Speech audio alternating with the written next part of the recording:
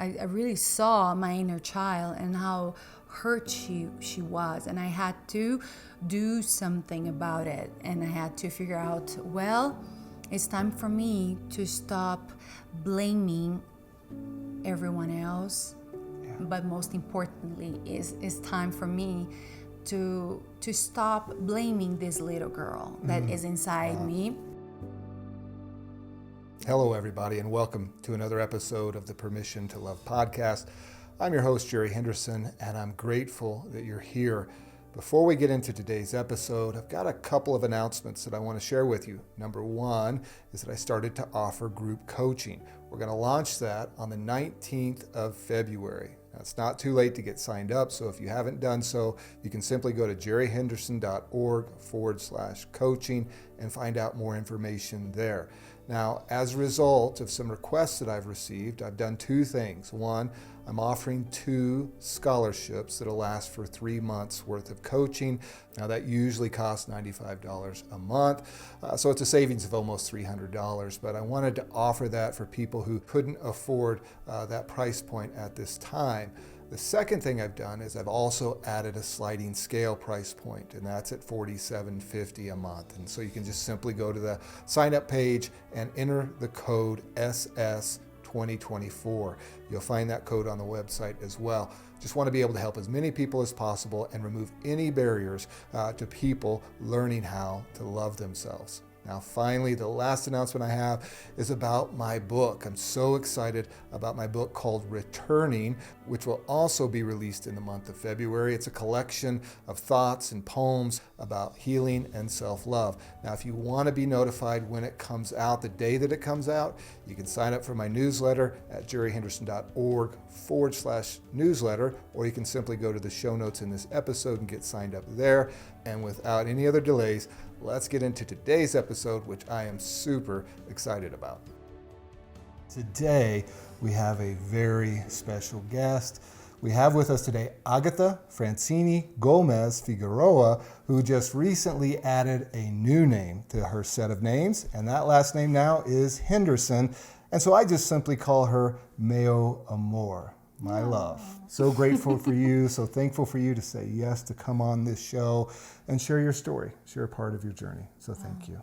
Thank you so much. Hello, everyone.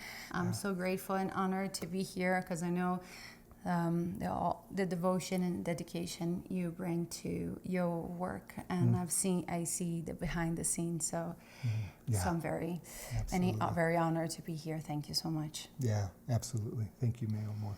Now, I have a favor to ask of you. Sure. Could you greet our listeners who speak Portuguese, Spanish, as well as Hindi? Because this one right here, 4 languages that she's fluent in. Now, she'll play it down and act like she's not fluent in those languages, but I've heard her speak those languages, and I've heard her have conversations with people in those languages. So would you greet the guests in any and every language that you know to greet them to the show today?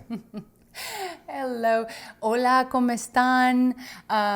Meus amigos queridos, desejo a vocês muita luz, muito amor, muita felicidade e... 안녕하세요. मैं बहुत proud अभी लेकिन मेरी हिंदी थोड़ा no practice है. Yeah. No practice है. And anyway, that's the way it goes. And thank you. Thank you. Thank you so much. But I'm Brazilian, so I speak Brazilian Portuguese. You guys from US, sometimes you don't understand that. Beyond Mexico, and there is also Brazil, and there's a country that doesn't speak only Spanish. And so we basically speak Portuguese with all the nuances of each state and slangs and stuff. So I'm from São Paulo, Brazil. Yeah. Thank you. Absolutely. Well, and I know 2 phrases in Portuguese really well. One is Meu Amor, which is my love. And the second is Eu sortudo, which means I'm lucky, lucky me. Oh my goodness, I am lucky. The girls out there, they have to say like, oh, she's the lucky one. Look at this man. Now, I'm going to brag on her for just a second. Now, she is a yoga teacher who spent 6 years in India studying for thousands of hours under some of the best instructors. She's also an actress, a fashion model. She has a bachelor's degree in advertising and marketing. She studied acting at the Celia Elena Conservatory in Sao Paulo, a very prestigious acting school. Now, one of the things that has always fascinated me about you is your spiritual journey. Right. And that's part of what I really fell in love with you about. I remember when we first met, we spent hours talking about that and your heart and your depth. And a part of that story was your journey to India, where you dove into the practices of meditation, learning yoga. And so I want the listeners to hear a little bit of your story. Here's this young girl who grew up outside of Sao Paulo in Embu-Guaçu. And I've been in Embu-Guaçu, wonderful little town. That's where Mom lives and Grandma and Uncle Gerson and everybody who's there. It's just a beautiful community. And Gilson, your best friend. Yeah. And he always, every time I see him, he always goes like, my friend, hello, my friend. So Gilson, hello, my friend. Hello, my Say hello to friend. Gilson. And so we'll get him to come by and see this as well. So here you are growing up in this little town. Yeah. And then you become a model because your mom sees this talent in you and she starts exposing you to that industry. And I'm sure, some of that as a mother wanting to, give her daughter opportunities. And so talk to us a little bit about your origin story. And then as a result of the environment that you grew up in, the messages that gave you. And then you came to this place in your life where there was enough suffering, there was enough challenges that you knew that something needed to change. And you've often told me how yoga saved your life. So if you could do that for us, I know that's a lot, to the story of growing up, kind of what was happening, how that led you down to a path where you said something has to change. Yeah. Thank you for the intro. And well, growing up was a blessing in Embu-Guaçu, in a small town, and then my mom saw right from the beginning that I was extremely tall, and then constantly bullied in school. And then I think from a very young age I had this I don't know from where I got that. I still have to work there in therapy. But yeah, comparing myself, because as I was a very shy child when I was around people, and then I went to a few auditions, like commercial auditions, and take hours for you to go in front of the camera to give an audition, and then I did not like. I always like to be with my books. Yeah. And reading, and then my mom said okay, let's wait for you until you're older, because there was this scene, a lot of kids, the director told everyone after waiting for 4 hours to go in front and audition for this TV commercial, I was actually 7 or 8 or something like that, and the director, they were like, oh, go and make a mess, jump on the sofa, and then I was so shy I couldn't do it. Froze right there. Sure. Yeah. So fast forward 13 years old, my mom saw that I grew up a lot, so I have a considerable good height for modeling, and then she took me to, she's like, okay, I waited, let's go to the best agency at the time, so Elite Modeling. Sure. I think you guys are familiar with Joan Casablanca's Elite Modeling. So then she's like, okay, I'm gonna bring her there, and then there were those particular days, and they see a lot of girls. I remember it used to be Tuesday and Thursdays, and they used to interview new faces. And my mom took me there from Embu-Guaçu. And as I start learning English in a very young age, and I was I've been so in love with the language and the school I went to. And I think the owner of that school, she does an incredible thing, because every time I went there, I used to forget about my parents fighting, and I entered this land of magic. For me, it was entering that, and it's see her and teaching, and I was like, wow. And I fell in love with that language. So for me, it would be escape to be like, okay, learning, getting NSYNC or Backstreet Boys. You guys are going to guess my age. And I got the little CDs and practice. And I learned English. And I always wanted to go to travel. Even though being from a small town, I always had that inside me. I was like, okay, I'm going to do what it takes. So we got things done. 1 year later, came back and got things started, and mom, back and forward with the van or by bus from Embu-Guaçu to the big city for auditions. Wow. Yeah. Okay, beautiful. Now you said that this event or this person that you would go see who would be doing English, and it felt like this beautiful escape from home. Maybe talk to folks about that escape and what was the part of that you were escaping from? What was the feeling or the need that was there to try to escape from? I think my growing up, the thing with an alcoholic father, and I had to be the therapist for my parents from a very young age. So I learned like there was not very often that we had fun.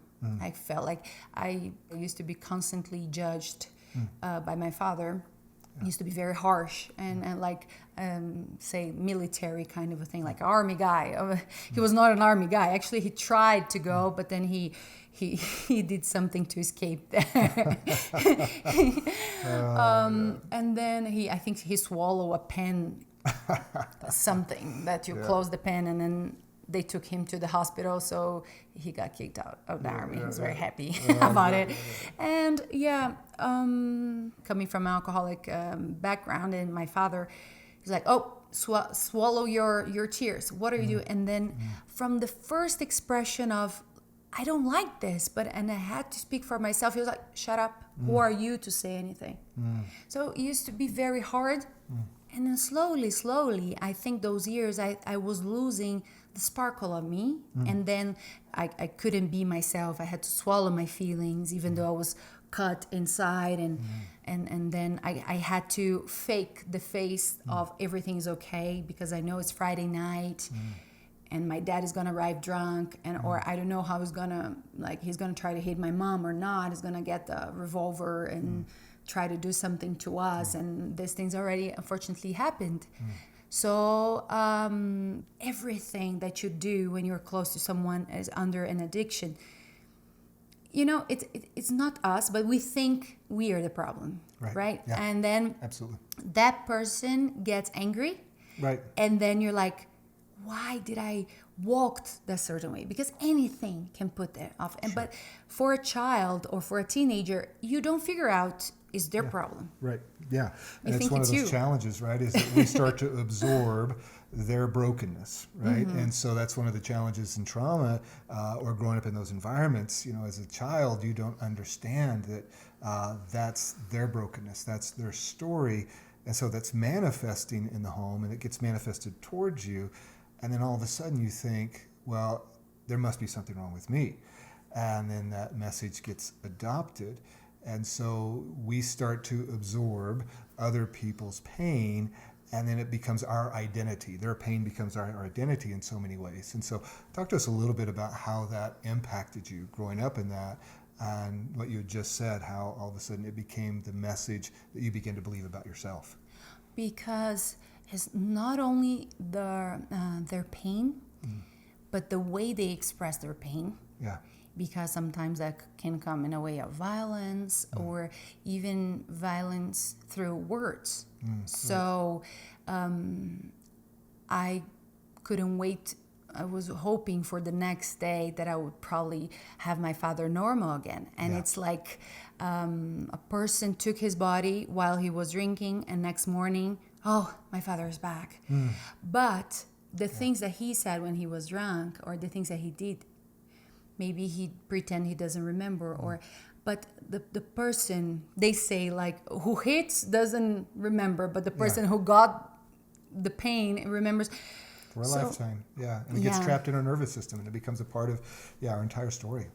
Then later on, cut and fast forward. I was a child, and cut and fast forward at the age of like 17, 18, and 19, and then I figure out, like, wow, I heard that on or 20, and then you start copying, and then you start listening to that in a relationship. Yeah, Sometimes, right. yeah, and then you just don't leave, or you.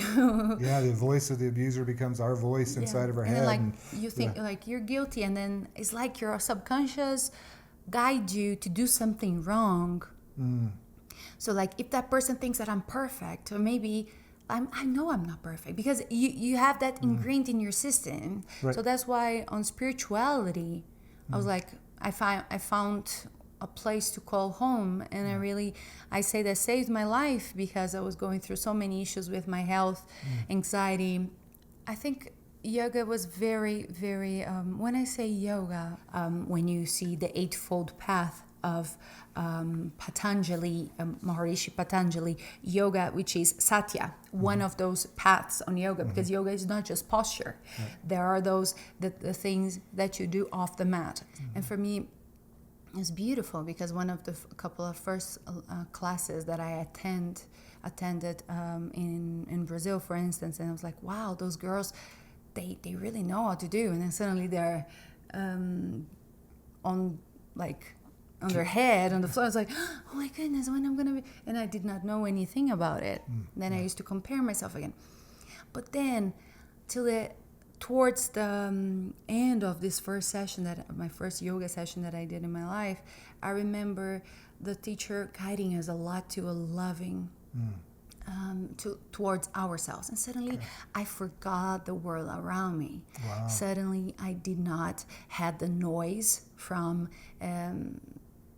drunk dad yelling, or mom yelling, or even the cameras or bookers saying like I'm not good enough. And then I was just like trying to find me.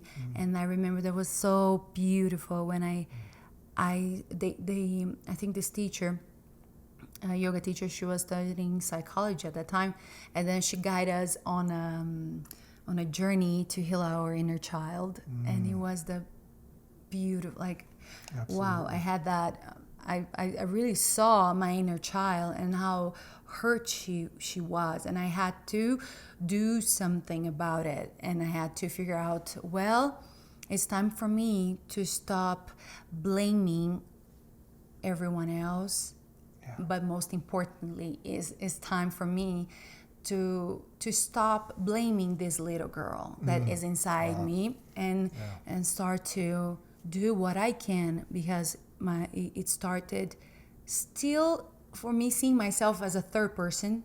Yeah. So seeing that little girl, like, because I do whatever I can and go beyond for those I love. And when they're around me, I'm like, really, like, wow, you got me, I got your back. And I really hurt myself in order to keep someone safe. So I was like, okay, let me try to do the best that I can to keep me safe, and try to look at that. And that's how it started and got me really emotional.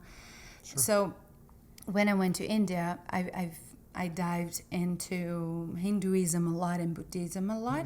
So that took me to the Dalai Lama's teachings Sure. Yeah. in Dharamshala, Mekalojgand in the mountains. And it was such a beautiful week. And I remember when I was there, and in the middle of the night, I was like, I made sure I got a cottage really, really high in the mountain. Okay. That was really silent. And that cottage really reminded me of my childhood grandparents' farm. Okay. You smell like the cow dung and, Sure. Yeah. and all that for a farm girl. Yeah, I right. look like, oh, nice, feel Yeah. like, oh. And, well, by the middle of the night, I woke up panicking. And I was like, but I'm practicing yoga. And Sure. Yeah. And you realize the healing journey is not, it truly is a journey. Yeah, it doesn't matter yes. how many spiritual retreats you have been in, Right. you have been to yoga classes, you have been to, and thousands of books you read. When those things that challenge you the most, they're still going to come to you, and they're going to challenge you. And then that's when you're put to proof.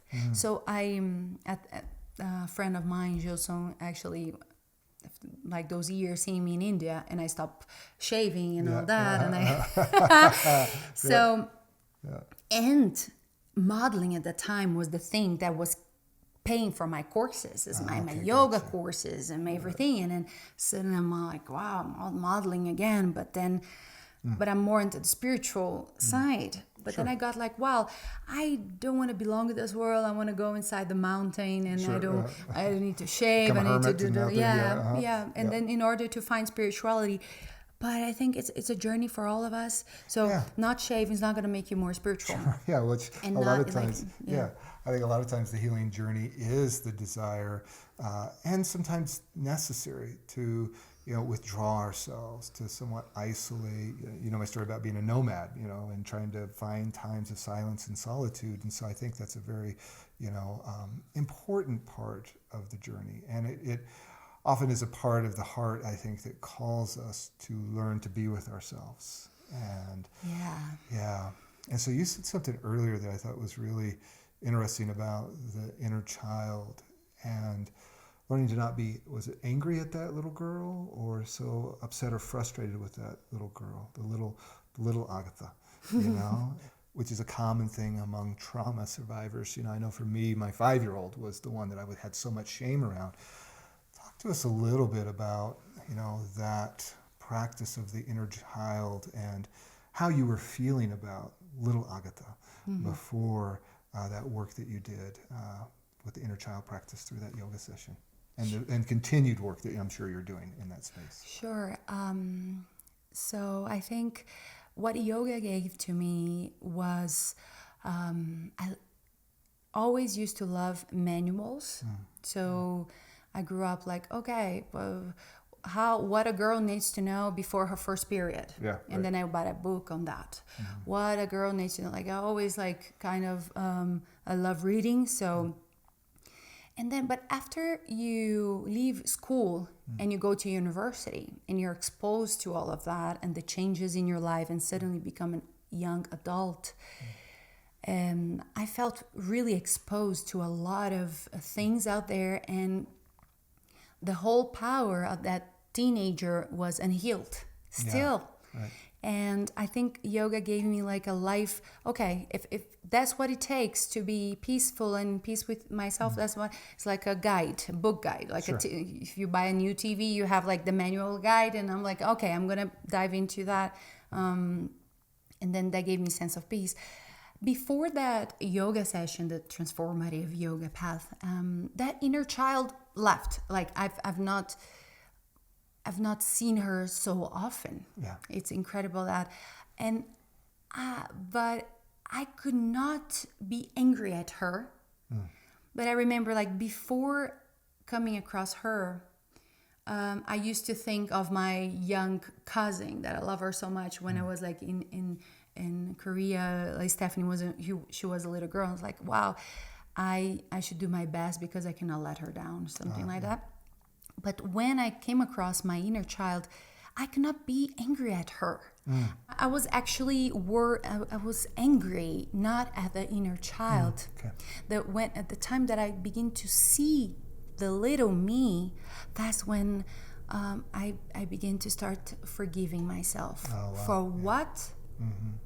Maybe I didn't even know, but then I was just so angry of adult me or the young adult, or like I was just really, really angry with myself. That's why I think yoga got me like, wow, it can be really healing when you show up for yourself. I definitely feel my best towards me and also towards the people that I love when I respect those boundaries of like, okay. That's why my system has gone way haywire. Because I'm not sleeping properly. Sure. I'm eating... Back in that time. Back in that time, I was not sleeping properly. I was not eating healthy food. Sure. I was just feeling bad about myself, crazy negative talk on my mind because everything would be an excuse. And it was just, I used to be like a melting pot of self-judgment and feeling not the best. And with yoga and with the spirituality that comes along with this. Through the spirituality, I found me again, I guess. Yeah, found you again. Wow, that's beautiful. And so for those folks who are really kind of interested in understanding or exploring yoga as a healing modality, what would you encourage them? Help them maybe understand how yoga could be a part of healing from trauma, from those voices, from the stories that we've built about ourselves of our unworthiness. Because I love one of the things you talk about is that it allows you to go within and you find you again. Yeah. And so talk to us about how yoga could be a healing practice for people and what that would look like and what the experience might be like. Yeah, I think so with the discipline that yoga brings you, the results on the nervous system, but the parasympathetic nervous system, which takes care of like rest, good sleep, weight control, and all that, and allowing that to feel safe. Feel safe, and after you have a good session when you leave the session feeling energized. That's the difference from a practice like yoga and Tai Chi and a different another exercises. Like because we access different parts of our body. So as we were talking earlier at lunch, so when you feel exhausted and then like maybe you cross the boundary on some exercise, but when it comes like to yoga, for those people who are willing to start, and I think the beauty of it is because you need to find a place where it's safe, so you can start online with a couple of videos, and not the whole like noisy thing or show off thing, but more on the it gets you back on yourself because you respect the rhythm of your breath. So you follow the whole idea, because yoga comes from the root word, is a Sanskrit word, which is huge, which is union. The whole practice. So it's for a person to go back to themselves, for you to get united to your own soul, but also united to your own source, your spiritual source, the highest being, which is your soul. And then through that practice, of course, there's always an intention. When we start with my students or with, I was like, okay, and you always start with an intention. What I want with that practice. I want to be more compassionate. I want to be forgiving. I want to love others. I want to love myself, or I want to be able to touch my toes. Yeah, right. And then you set your intention and you go for your practice. And there's a lot on the session that can happen. Like I've cried my eyes out on a yoga session. There are some days I felt like really laughing. There were some days I was like, I feel irritated, or I was not feeling like I was supposed to be there. And you really have to honor yourself and sometimes push yourself when you have to, but also understand like, gosh, no, that's not like, I don't want to be here. I want to leave, or I just want to lie in Shavasana. And Shavasana, for those who are not familiar with that, is the corpse pose. Is the last posture when you actually really absorb all the benefits of all that really breathing. The posture is not just the posture, but the posture, I say, like soaked and with all the breathing that is inside you. And it's like when you start breathing again, you realize like, wow, where have I been? I don't know how I'm surviving, because do I know, like, and then you know through the practice how to breathe better, how to be more mindful. But there are days you can cut your thumb while trying to chop a garlic when you're talking to your husband in the kitchen. But that day I did not meditate. Maybe that's why. So there's a beautiful thing. And we just have to be careful not to bring the self-judgment with a different sugar coating. Sure. And then you're like, okay, but now I'm self judgmental on my spiritual practices. Yeah, right. Now I'm like, or I feel like you just change your mindset. No, like really go there and try to separate a healing space. So it's not about looking good. It's about like feeling good. Yeah. And so part of the challenge, we talk about with trauma, one of the things that it does is it separates you from yourself, right? And one of the challenges in healing from trauma is that when you're separated from yourself, you're separated from your source of healing. And, no matter how much we listen to others or we go to therapy or we do work, that work always points us back to ourselves, that we're going to have to be the one who executes on what the therapist said. We're the one who's going to have to apply the book that we've read. You're the one who's going to have to take the principles from a podcast that you listen to and actually do them. And so yoga can be that place of reconnection with self. Like a person will ask me, like, how do I reconnect with myself? And a lot of the challenges with trauma is not feeling safe, right? Your nervous system just doesn't feel safe, let alone safe enough to sit with yourself. I know for me, for decades, I had that underlying buzz or that hum that would then spike panic attacks. And so the idea of me sitting with myself long enough to connect with myself was terrifying. I mean, I avoided myself. That was a lot of what my drinking was, to avoid me, to disconnect me even more from myself. And so for those who are listening, who are saying, I really struggle with the feeling of being safe, a nervous system from the trauma I've experienced, like you, the trauma that you experienced, wires our nervous system. And so no matter where we're at or what we're doing, we just don't have a sense of safety.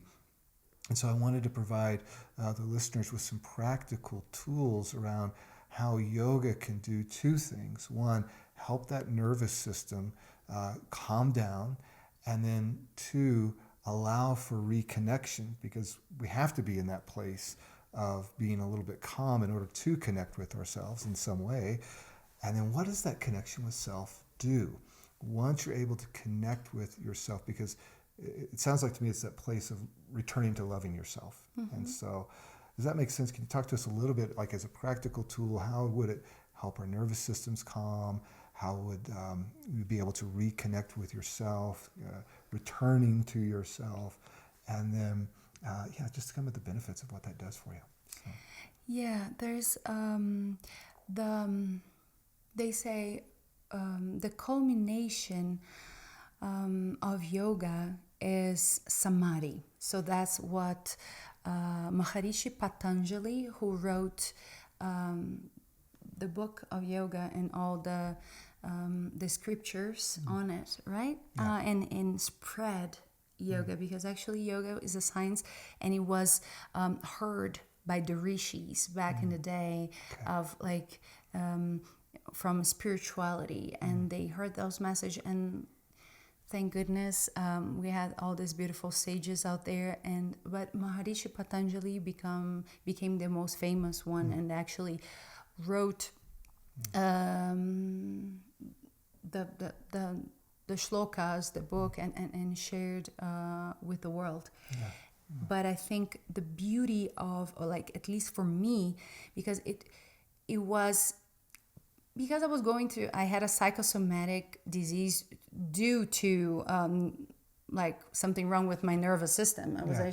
So like with the practice, I saw the condition got better in my body, because it like yoga, it comes with the breathing, and I think that it's like a tremendous, really deep, focused work on our nervous system, because you have to practice the breathing and the postures. It's not just the posture on itself, but how is the breathing, and the breathing that you learn. Yeah.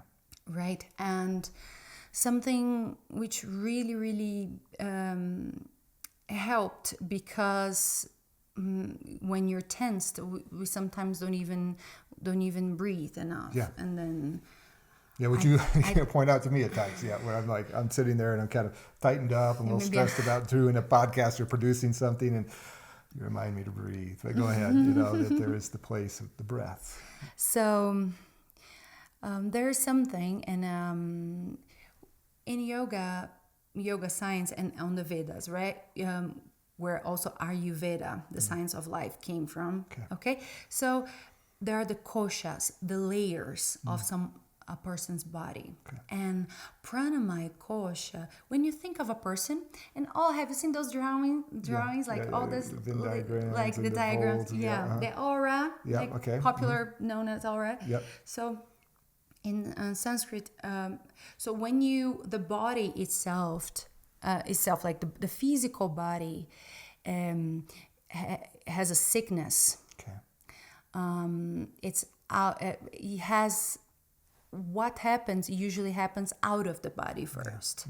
So that's those layers that we work on when you work on a spiritual practice like yoga, that the culmination of yoga, as I was talking, is the samadhi, which is the from the Buddhist point of view, nirvana, or reaching a really higher consciousness, that getting enlightened. We're lucky if that ever happens with us. But I think everybody can really walk that path and become free of pain. The beauty of these practices are like, shredding and taking away like parts of ourselves that we think it really defined us, or like what car do you have, how much money, shedding all that stuff. Shedding. And then you realize, hey, we came here for such a short period of time, and we better watch the sunrise and watch the sunset. And what this practice beautifully does is really like bringing one to in alignment with their breathing. And when the breath is aligned, you're aligned with one of those layers that I explained before, the pranamaya kosh, which is the breathing. And the pranamaya kosh helps you with the manamaya kosh, and manamaya kosh is your mind. So when we're like we have these fluctuations of the mind that Bhagavad Gita beautifully teach us about, and like how to overcome those fluctuations and how yoga can help us in that. It's not just the practices, not the postures, but the postures alongside with the right breathing. That there's a whole science behind it, beyond the layers, that you're going to tap into this outer layer that's going to help you in the inner layer, which is your head. That's why when you do a right breathing, a breath work, a pranayama, an exercise with your breath, doing in the right way, the side product of doing it the right way, you're supposed to have peace of mind. So you remove those fluctuations. And there are other things that also will help you do it. If you won't meditate if your body, you won't feel so good if you have not stretched before, or you're not feeling well, or you overate.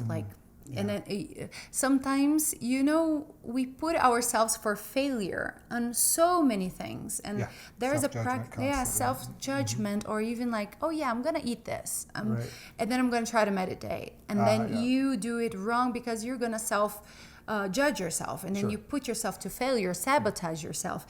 Just make sure you're safe, you're in the right hands, and you can have a beautiful healing journey.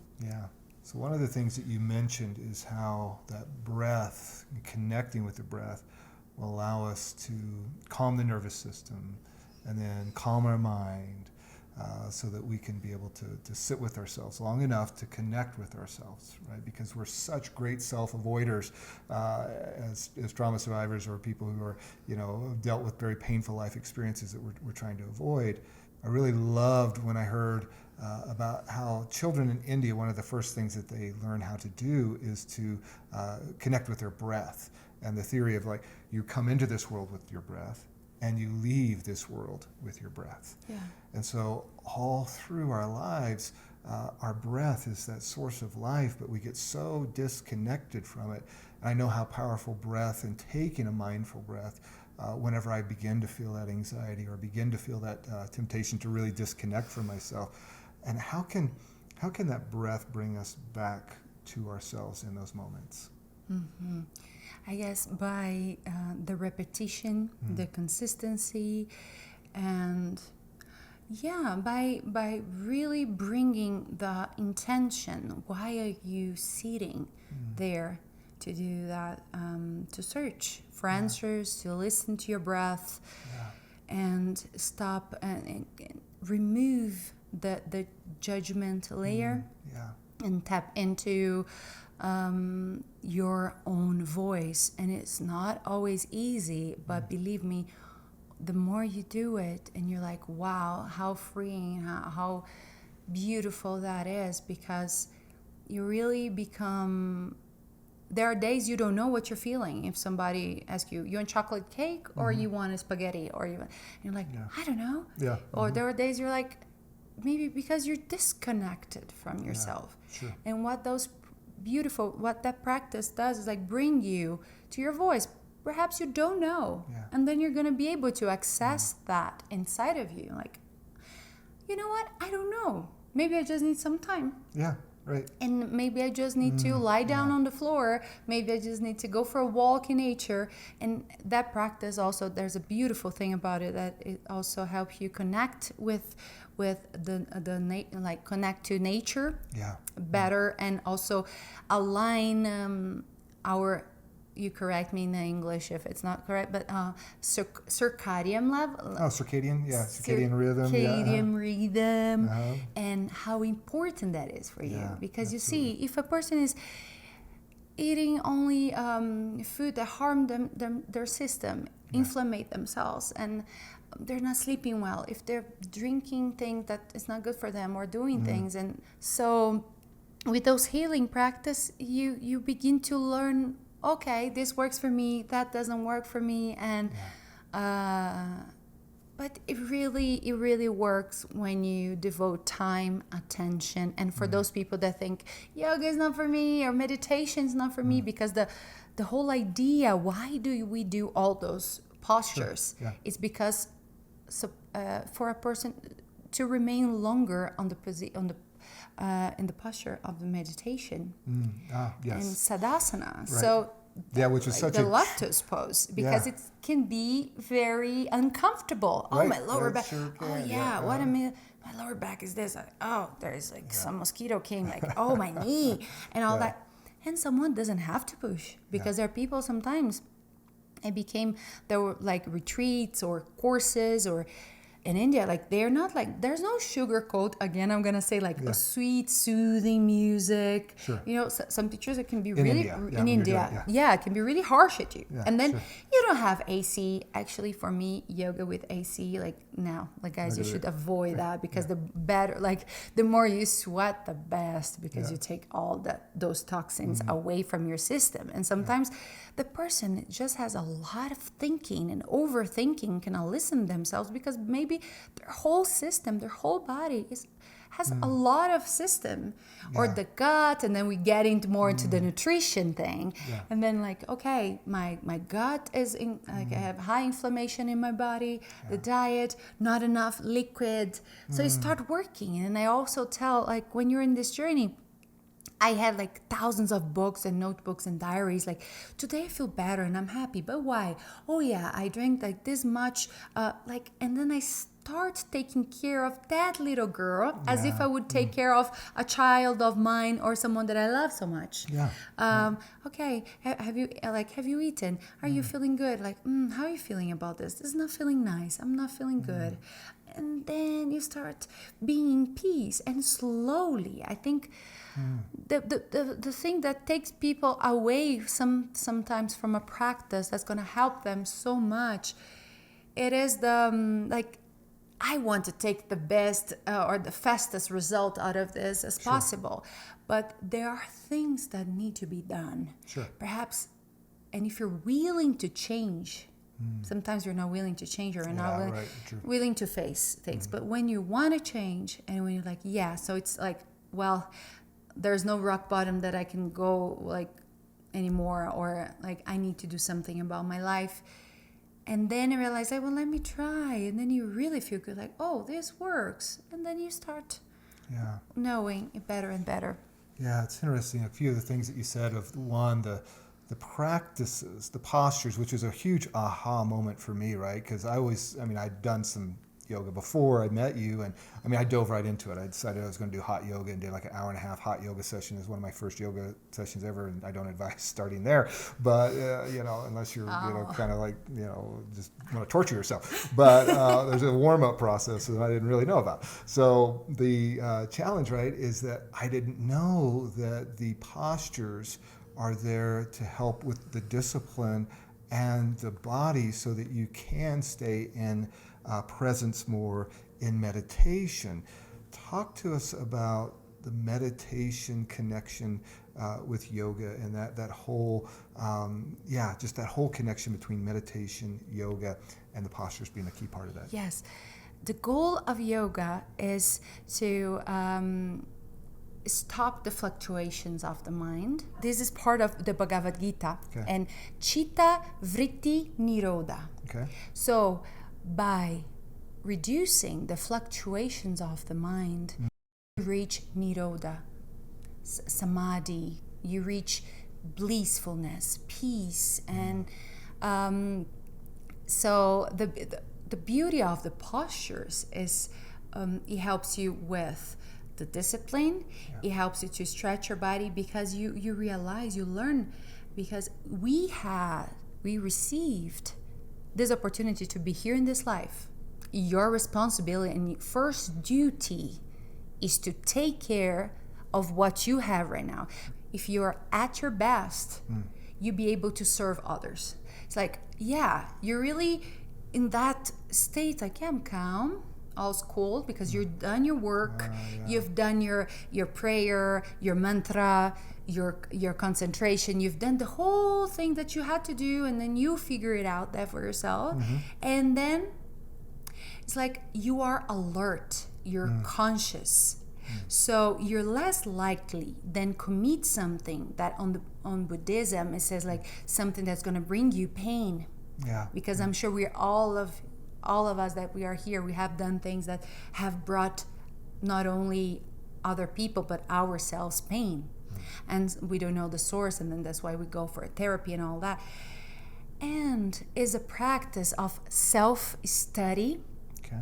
So you keep more track on yourself. When you see, you're like, wow, this food is suddenly not, I'm totally out of myself. And then you start evaluating, and you know where to work to get better with unity. And yoga is meditation. So all of this is a combination of practices that when you go deep, it gives a sense of hope and also a sense of purpose.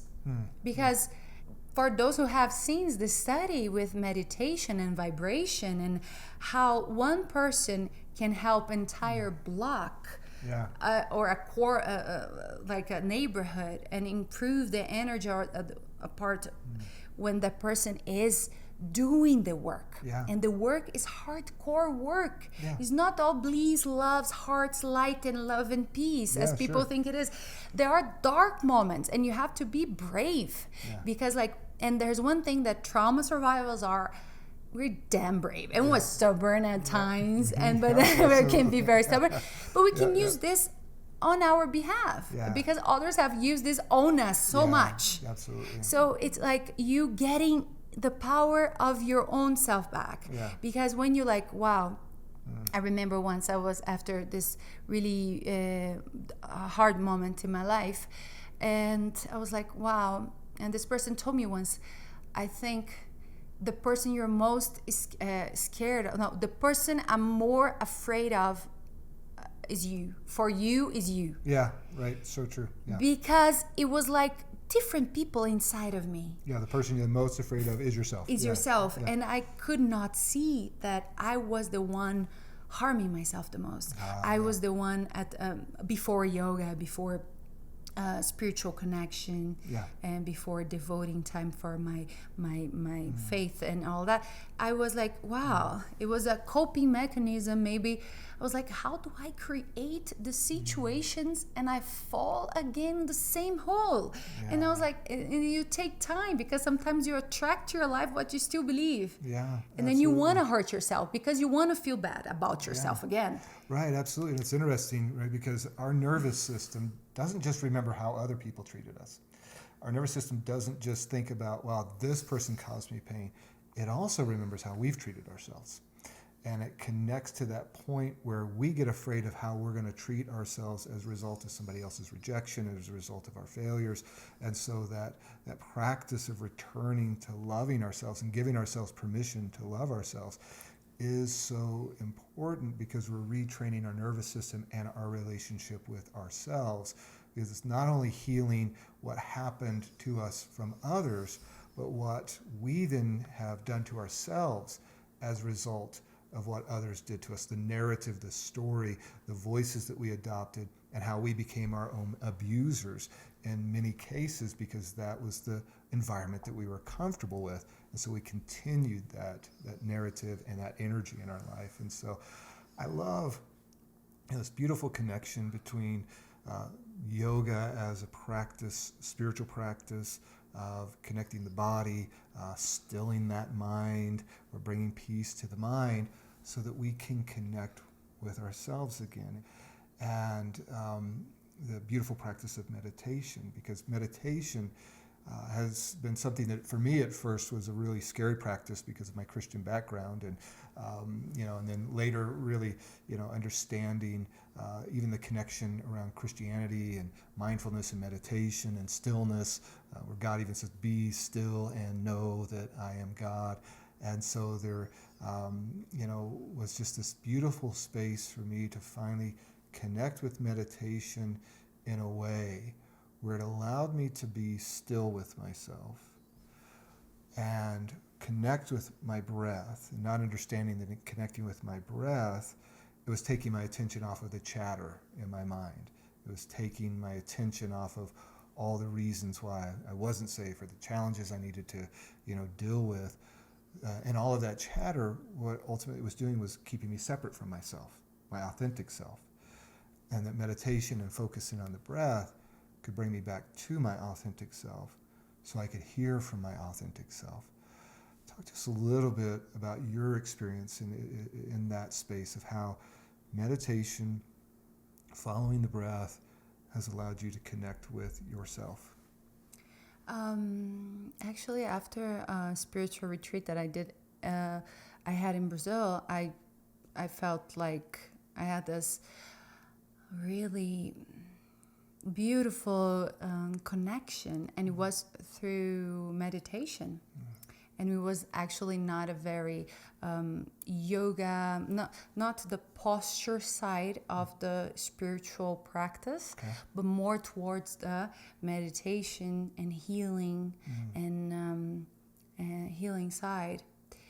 And after that, I just became high in life. I eat an arugula, and I'm like, suddenly I'm like jumping as if I just had like a shot of something. And then you realize like, wow, it feels so good. So after you do these certain practices, and after you meditate, and there are some moments, there are some days that I feel that my body needs that time to be still and stretch and get the body ready. And those practices, that what they do, they help you to clean your body.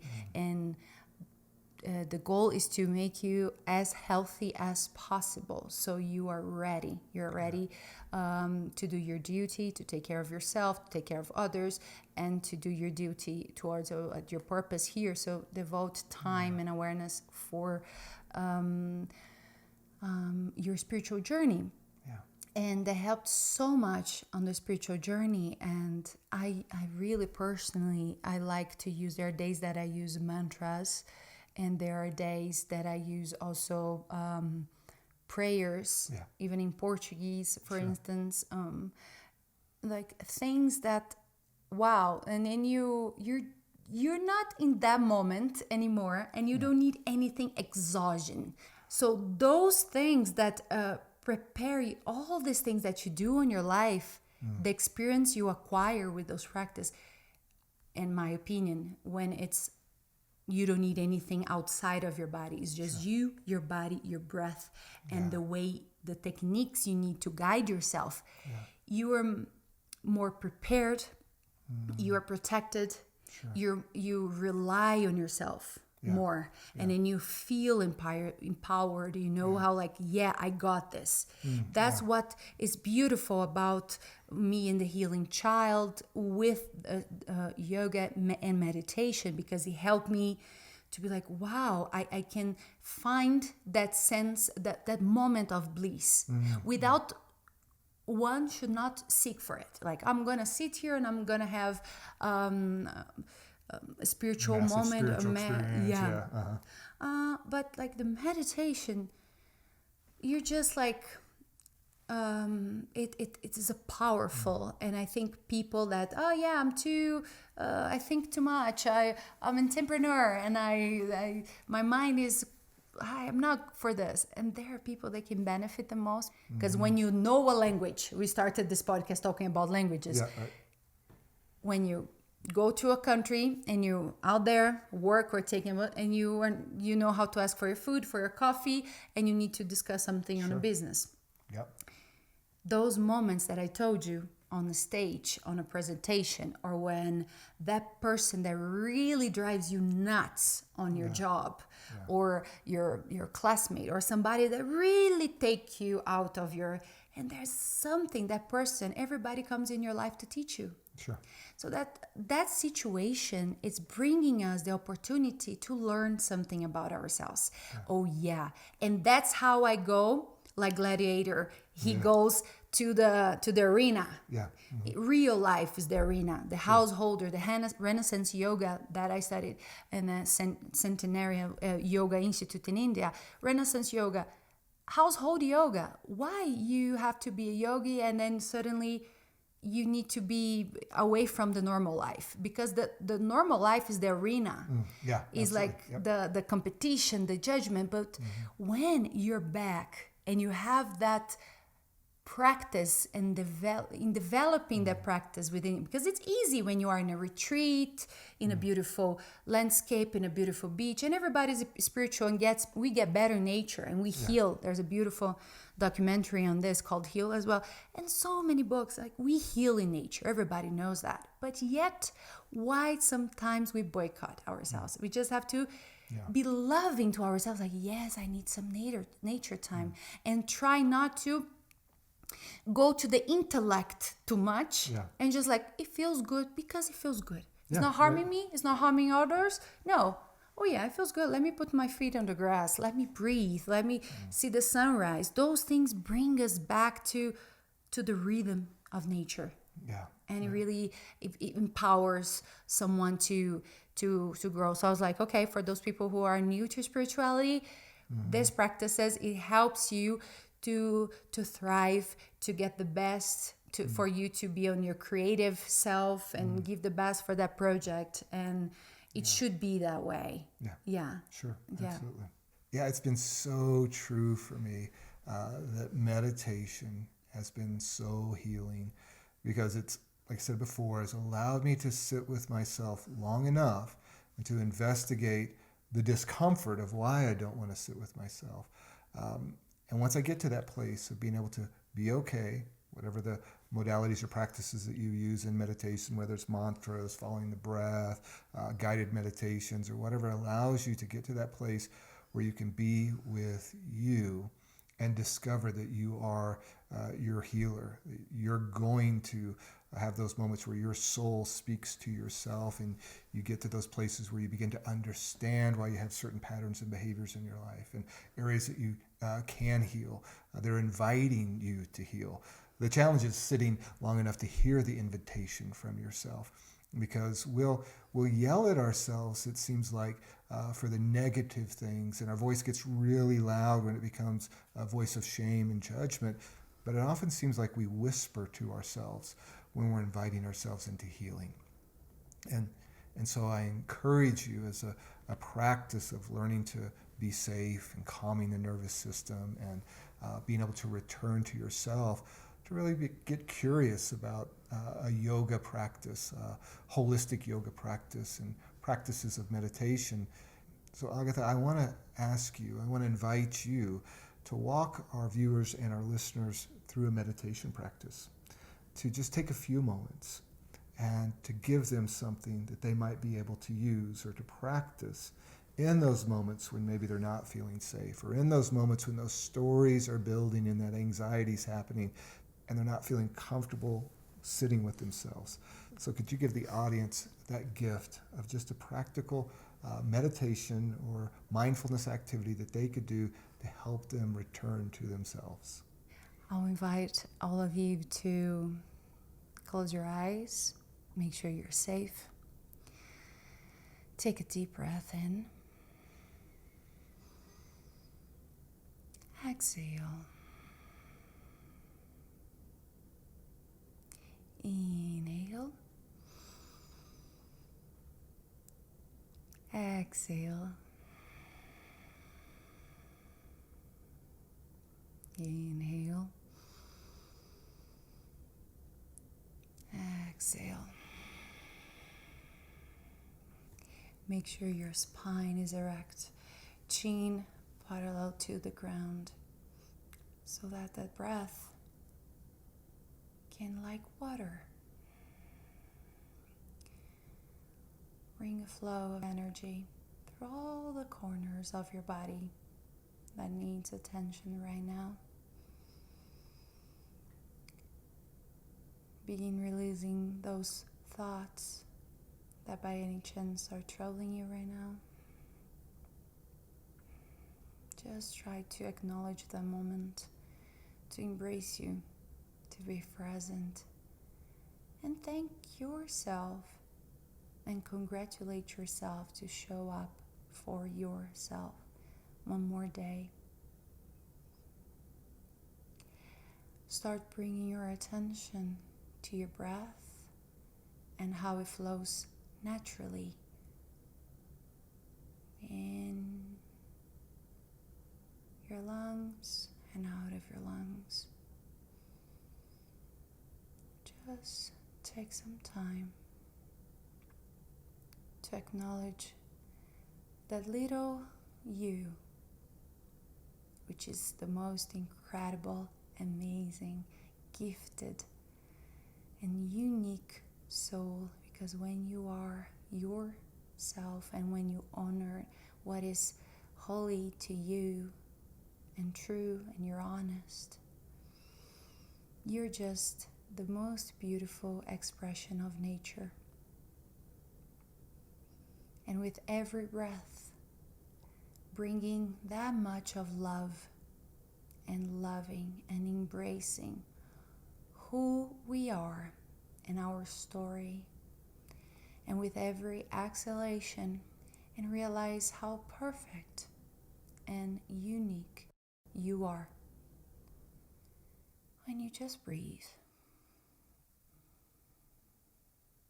Take a few moments, feel your body, hug yourself.